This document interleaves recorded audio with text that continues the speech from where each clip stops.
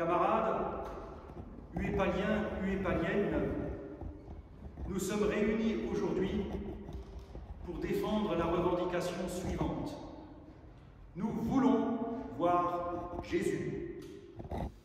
Nous voulons voir ses miracles, écouter son enseignement, lui poser les questions qui nous taraudent et écouter ses réponses. Nous revendiquons de voir Jésus pour nous soutenir et nous sentir fortifiés dans notre foi. Quelqu'un me disait un jour, après un voyage à Jérusalem, que voir les lieux où le Christ a vécu avait quelque chose de fortifiant. Aussi, nous revendiquons de voir Jésus pour trouver de l'assurance face au mépris de certains de nos contemporains. Nous revendiquons de voir Jésus au nom de ceux qui ont besoin de preuves, à défaut de savoir faire confiance. Et nous voulons voir Jésus pour clouer le bec à certains contempteurs.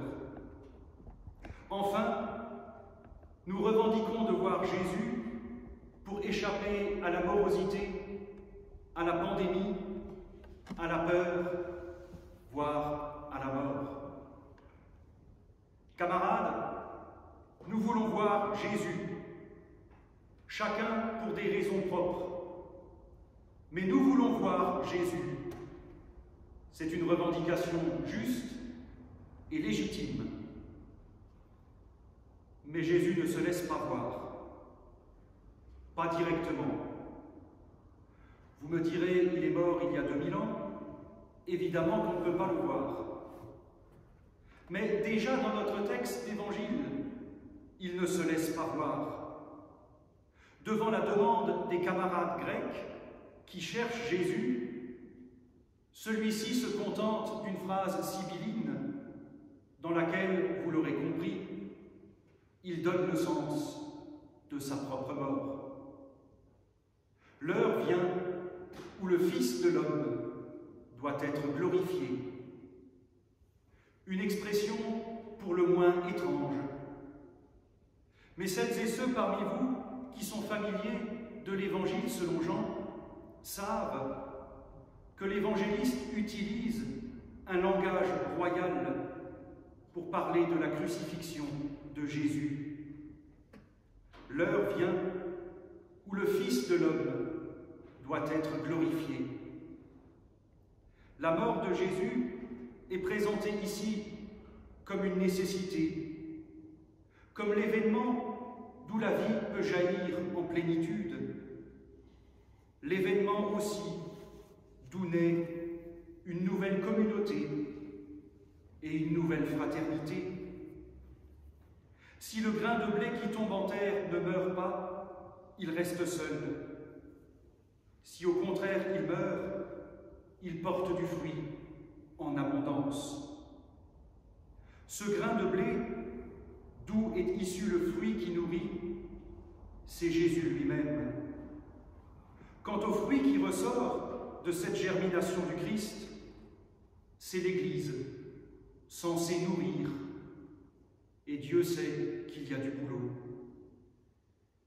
Jésus ne se montre pas aux Grecs, pas plus qu'il ne se montre, si je puis dire, à ses disciples, qui régulièrement, et Jean le souligne, ne comprennent pas ce que dit Jésus. Si Jésus ne se montre pas immédiatement, c'est parce qu'il n'est pas homme de spectacle et de sensationnel. Le vrai Jésus ne se comprend que dans, avec et à travers sa glorification, pour parler comme Jean. Pour qui veut voir Jésus, il n'y a ainsi rien d'autre à contempler que la croix. Et il n'y a rien d'autre à vivre que l'expérience de l'Église. De la mort de Jésus naît une communauté sans frontières. Ce n'est pas pour rien que l'Évangile nous dit que ce sont des Grecs qui veulent voir Jésus. Il s'agit, sinon de convertis, du moins de ce qu'on appelait à l'époque des craignants Dieu, c'est-à-dire des païens proches du judaïsme. Et les deux disciples mentionnés, Philippe et André, portent aussi des noms grecs.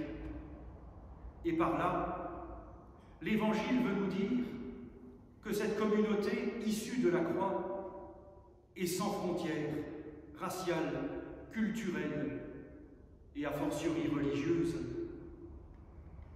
La croix fonde une communauté où nous ne sommes pas camarades, mais frères et sœurs. Dans la mesure où Jésus ne se laisse pas directement voir, l'Évangile nous dit aussi que voir Jésus ne dépend pas d'un contact physique direct, mais d'une contemplation et d'une méditation du crucifié, qui est le véritable Jésus-Christ.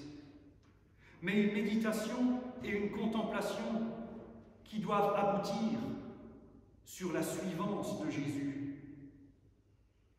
Nous voulons voir Jésus.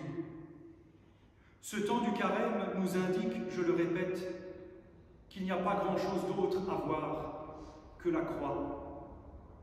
Mais celle-ci révèle l'essentiel, l'incarnation d'un Dieu qui se fait solidaire de l'humanité et solidaire de ma personne, solidaire de la souffrance humaine et de ma souffrance, pour me permettre, et c'est déjà pas mal, d'endurer ce qui m'arrive et de durer dans ce qui m'arrive. En ce temps de carême, nous avons à méditer face à la croix le fait que la foi est d'abord endurance. Elle relève de cette dynamique du vivant, mourir pour devenir, en se laissant interpeller par une parole qui veut ouvrir nos vies à autre chose que sa dimension matérielle et visible. La foi ne veut pas nous faire croire au bon génie qui va réaliser nos vœux, mais elle nous appelle à l'espérance et à la suivance. Nous voulons voir Jésus, mais pas comme on voit une relique, un tableau ou un homme de spectacle. La vision de Jésus doit nous conduire à l'exercice encore plus difficile de le suivre. À la limite, nous ne comprendrons Jésus qu'en nous mettant à son école et à sa suite, plus qu'en le voyant. À notre tour alors de porter du fruit, d'être Église, pour porter à ce monde du fruit. Et là où nous nous comporterons humainement, là où nous ferons tomber les murs de séparation, d'intolérance et de bêtise, là, le Christ sera visible. Amen.